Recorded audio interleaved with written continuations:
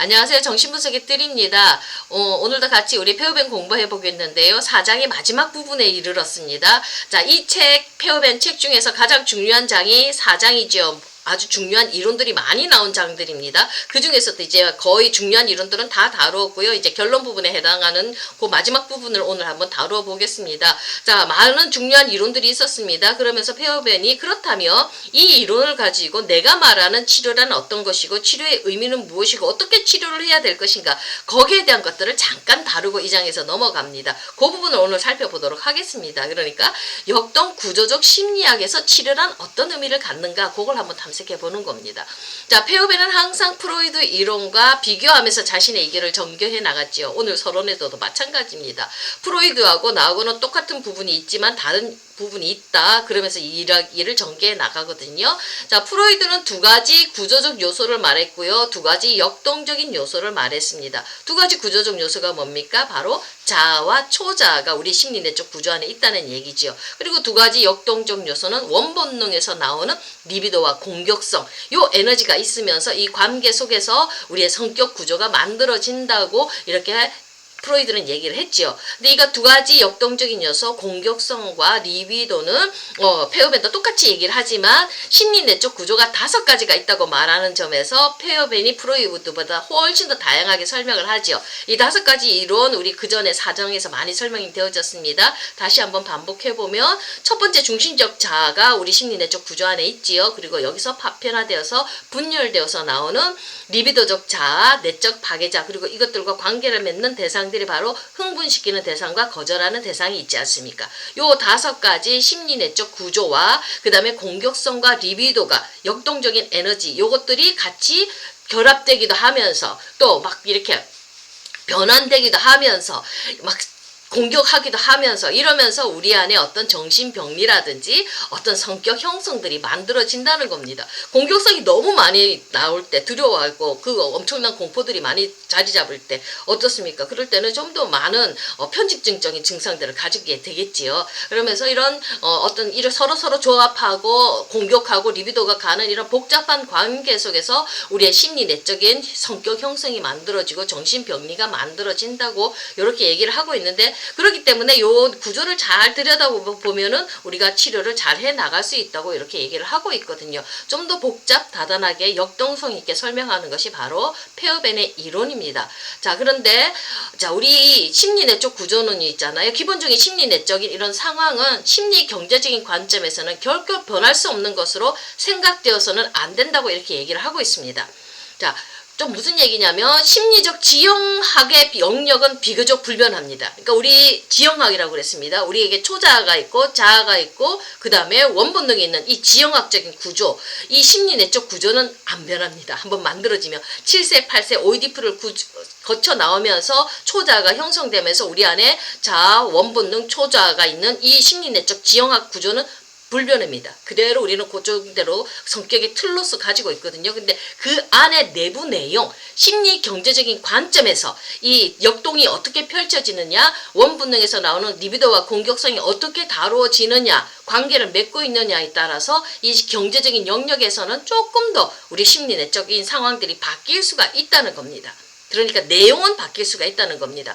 많은 공격성을 좀 순화시킬 수 있고 적은 억압된 리비도를 좀 더 풀어서 리비도를 좀 더 활성화시켜서 대상을 향해서 나갈 수 있도록 이렇게 우리가 바뀌어 줄 수는 있다는 얘기입니다. 내용은 바뀌어 줄 수 있는 게 이게 바로 우리가 치료를 해야 될 포인트라는 얘기입니다.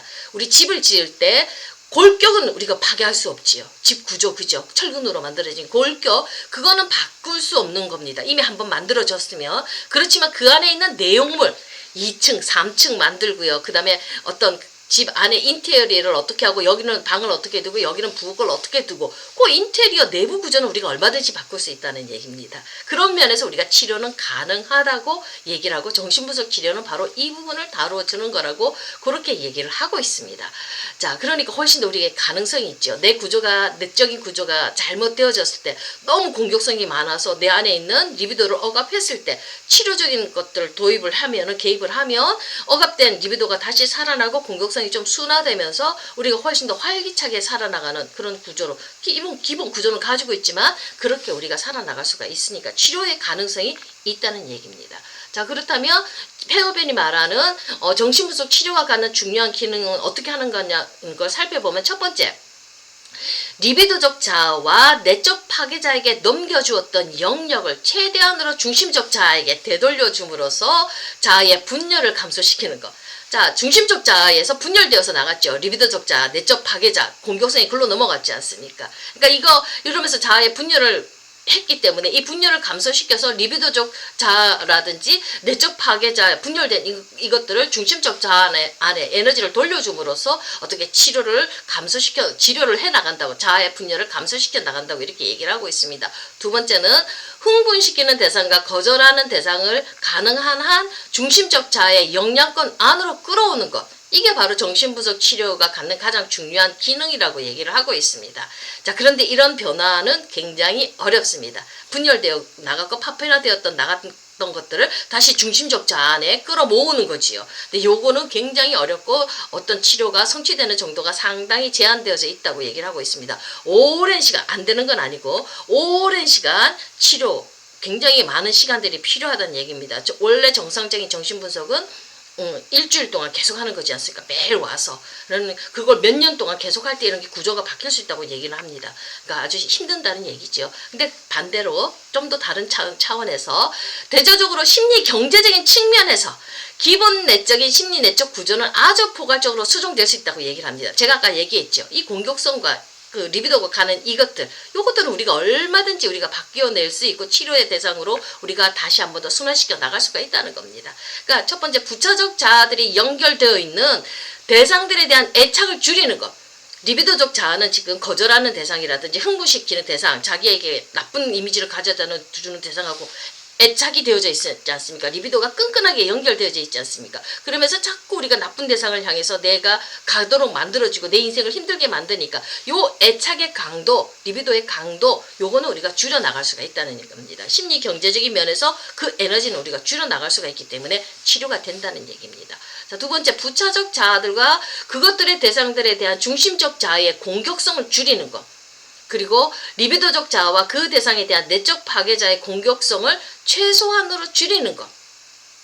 이런 것들, 내 안에서 전쟁을 벌이지 않습니까? 이런 내 안에서 전쟁, 공격성을 내서 내 안에 어떤 자원들을 죽이는 이 공격성은 내가 최소한으로 줄일 수가 있다는 겁니다. 이렇게 하는 것이 정신분석 치료의 주도 목표로 간주를 하는 거거든요. 자, 이게 지금 복잡하지만 제가 사례를 통해서 한번 설명을 해드리도록 하겠습니다. 자, 치료 사례인데 45살 된 변호사입니다. 남자는. 그리고 또 여자는 45살 45살 된 동갑이죠. 여자는 교사입니다. 둘 다 엘리트지요. 둘 다 아주 미인이고 미남이고 인물들이 참 좋습니다.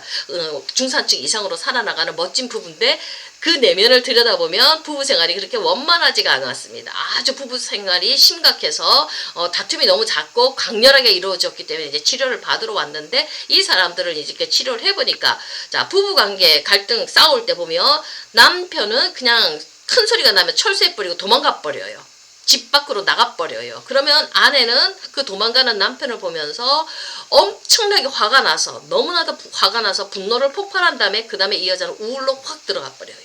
우울증으로 들어가서 병원에 입원할 정도로 이렇게 심한 상태까지 갔거든요. 그러니까 제대로 대화를 통해서 문제를 해결하는 게 아니라 여자는 자기 말 안 들어준다고 남편한테 분노 폭발하고, 그러면 남편은 그 소리 듣기 싫어서 가출해버리고, 그거 보면서 여자는 더 화를 내면서 아주 심각한 우울로 쑥 들어가는 거예요. 관계 패턴이 아주 나쁜 패턴이지요. 자, 그런데 이 사람들의 원가족 상황을 살펴보니까 남자 쪽 원가족은 아주 정신적으로 불행한 가족에서 성장을 했어요.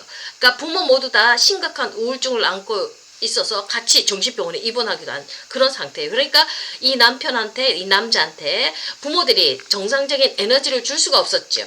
이 사랑을 줄 수가 없는 채로 도움을 받고 정서적인 지원을 받지 못한 채로 이 남자는 커왔다는 겁니다. 그러니까 그러니까 이 아는 집안이 공기가 썰렁하니까 이 남자는 자꾸 바깥으로 놀러 갈 수밖에 없지요. 그래서 친구들하고 재미있게 놀고 오면 엄마가 이 아들한테 굉장히 화를 내는 거예요. 막 놀고 왔다고 호통치면서 그 엄마의 감정적인 찌꺼기를 이 아들한테 다 퍼붓는 거예요. 그러면 아이는 또다시 엄마한테 상처받아서 엄마를 무시하고 엄마의 그 잔소리를 듣지 않고 바깥으로 막 나가는 거예요. 바깥이 더 편안하니까. 그러니까 이게 또 어떤 패턴이에요. 아내의 잔소리에 잔소리를 무시하고 바깥으로 나가는 거하고 어렸을 때 배웠던 습관이 그대로 지금 부부 상황 패턴에 그대로 나오죠. 그러니까 아내의 이야기, 화를 내는 아내의 얘기를 무시하고 회피하는 반응으로 이 사람은 보이는 거거든요. 그러면 이 사람은 이제 엄마 잔소리 듣기 싫어서 밖으로 나가든지 아니면 자기 방 안에 콱 틀어박혀서 혼자서 공부하는 거예요. 그러니까 공부는 잘해요. 그래서 좋은 대학에 입학도 하지만 자, 근데 이 아이가 어떤 대학을 가는지 언제 대학 입학을 하는지 부모들은 전혀 몰라요. 전혀 부모들하고 의논하지 않고 혼자서 결정해요. 그러니까 정서적인 지지라든지 소통이 전혀 없는 상태에서 혼자 외롭게 자수성가한 사람입니다. 자, 이런 그런 가정 배경 속에서 이 사람은 어떤 갈등이 있으면 무조건 철수하고 무조건 자기 혼자 있는 거, 혼자서 결정하는 그런 습관을 기르는 사람이에요. 근데 반면에 여자의 원가족도 안 좋아해요. 아버지는 알코올 중독자고요. 엄마는 매우 수동적인 사람이에요. 그리고 이 여자는 12살 때 이웃 사람들한테 드라이버로 그 위협을 당하면서 성폭행을 당했어요. 그러면서 그 사람이 드라이브로 이렇게 위협을 하면서 이 사실을 알리면 네 가족들 다 죽일 거라고 이 어린 여자애를 이렇게 죽이겠다는 위협을 가지고 성폭행 위협을 하니까 이 여자애가 그거 비밀로 지킨 거예요. 그거를 상처를 비밀로 지키고 있었는데 이제 큰 다음에 이제 조금 큰 다음에 엄마한테 그 얘기를 이제 한 거예요. 그랬으면 엄마가 너무나도 놀라면서 이 딸아이의 마음을 아픔을 공감해주면서 이 아이를 도닥도닥 위로해줬으면 될 텐데 안 해준 거예요. 이거 알려지면 우리 집안이 너무나 수치스러우니까 창피하고 사람들이 우리를 경멸할 수 있으니까 입 다물고 있으라고. 그렇게 2번 아이를 죽인 거예요. 그러니까 이 여자는 버림받는 거지요. 부모한테. 엄마한테 버림받는 경험이 들어가는 거예요. 내 아픔 상처가 지금 하나도 공감되지 못했죠. 그래서 버림받는 경험으로 들어가고 있는데 자, 이런 상처를 가지고 있는 사람이에요. 자, 버리는 대상이죠. 남편 남자 되시는 분도 보면 그 부모 대상과의 경험이 거절하는 대상이고 버리는 대상이고 나쁜 대상이에요. 이 아내도 역시 버리는 대상으로서 나쁜 대상을 경험하고 있습니다. 자, 부부 모두 원가족 그런 상황에서 버리고 거절하는 나쁜 대상을 경험하고 있고요. 자, 남편은 아내의 잔소리를 원가족에서 경험한 엄마의 언어폭력과 같은 것으로 경험하면서 그러니까 그 익숙한 방법대로 그냥 무시하고 피하는 방법을 써요. 그러면 아내는 반응해주지 않는 남편의 모습에서 자신의 고통을 무관심하고 버리는 나쁜 엄마의 모습을 보는 거예요. 그러니까 이 여자는 어때요? 엄청나게 화가 나지요. 무의식에 그 분노가 자극이 돼서 엄청나게 화를 내면서 이 여자는 감당할 수가 없으니까 자기 울로 빠져들어가는 거거든요. 자기를 죽이는 방법이지 않습니까? 자, 나쁜 대상이 각자의 무의식 안에 깊이 있고 이 나쁜 대상들하고 연결되어져 있는 이 애착의 관계가 똑같이 지금 부부관계 패턴 속에서 반복되어져 나오는 거거든요.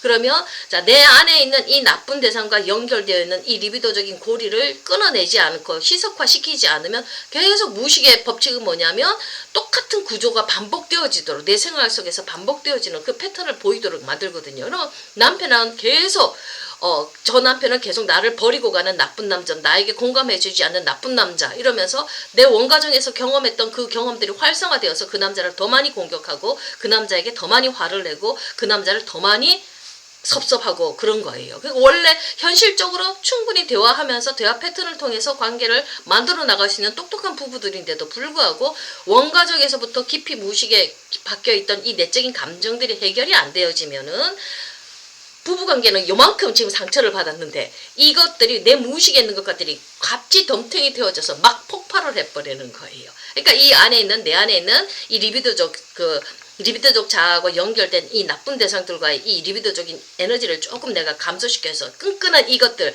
이 애착의 정도를 내가 희석시켜줘서 끊어내야지만이 그래야지만이 내가 정상적으로 나쁜 대상하고 관계 맺는다는 느낌 속으로 파괴적인 관계 속으로 들어가지가 않지 않습니까? 그럼 치료를 해주려면 어떻게 하냐면 자, 이 자신들이 하는 행동 양식이 과거 원가족에서 비롯된 것이라는 거. 지금 네가 하는 거는 이 아내 때문에 이 남편 때문에 이런 행동을 하는 게 아니라 원가족에서 하는 행동대로 네가 그대로 하고 있다는 걸 성찰할 수 있도록 우리가 깨달을 수 있도록 대화를 통해서 비춰줘야 되는 거예요. 그 부분들을 본인들이 성찰할 수 있도록. 그리고 현재의 부부간은 지금 너희들은 서로 다른 방식으로 관계를 맺고 있다는 거. 좋은 관계 패턴을 볼 수 있고 옛날 부모들이 맺었던 그 관계 패턴하고 틀려. 너희들은 지금 새로운 관계 패턴으로 맺고 있는 좋은 점을 드러내서 보여주는 거예요. 자, 남편 예를 들어서 이 남편은 이제 과거 아내가 성폭행 당했던 장소에 갔어요. 그러면서 그 이야기를 들어주면서 아내의 상처를 들어주면서 위로를 해줬어요. 엄마처럼 버리는 엄마는 아니지요. 그 얘기를 들어주면서 공감해주는 남편을 만났던 경험이 있어요. 새로운 관계 패턴이 있었다는 거죠. 부모 관계 패턴하고 지금 너희들의 맺는 이 관계 패턴은 달라. 그걸 볼 수 있도록 해주고요. 자, 부부 각자의 무의식에 깃든 그런 역동을 또 의식화해야 돼요. 아까 제가 얘기했죠. 나쁜 대상과 맺겨 있는 그 리비도적인 관계를 의식화해서 나쁜 대상과 연결된 리비도적 애착을 희석시켜주는 거예요. 그거를 조금 더 희석시켜주면서 현실 대상을 정확하게 보면서 다른 관계 패턴을 만들어 나가도록 격려해 주는 것들이 부부 치료 관계에서 핵심 포인트거든요. 제가 짤막하게 이 10분 안에 이거를 설명해야 되기 때문에 제가 핵심 포인트만 짤막짤막하게 지금 치료에 대해서 지금 설명을 했지만 사실은 이런 치료 관계까지 들어오고 이런 것이 해석이 되어지고 이것이 해결되어지는 때까지는 수많은 치료 회기가 필요한 겁니다. 이 어마어마한 방어의 장벽들이 있기 때문에 자기 자신을 들여다 보려고 하지 않거든요. 그 관계 파괴적인 관계 패턴이 바로 내 안에 있는 무의식적인 역동들이 올라와서 생기는 거라는 걸 잘 안 보려고 하거든요. 근데 요것들을 보면서 그 다음에 내 안에 있는 이 무의식적인 것들을 무의식에 있는 것들을 의식화해야지만이 알고 통찰해야지만이 내가 좀 더 관계 패턴을 성숙하게 맺어 나갈 수가 있는 겁니다. 자, 요 부분에 대해서 다시 좀 짤막하게 설명했고요. 오늘은 여기까지 하겠습니다. 감사합니다.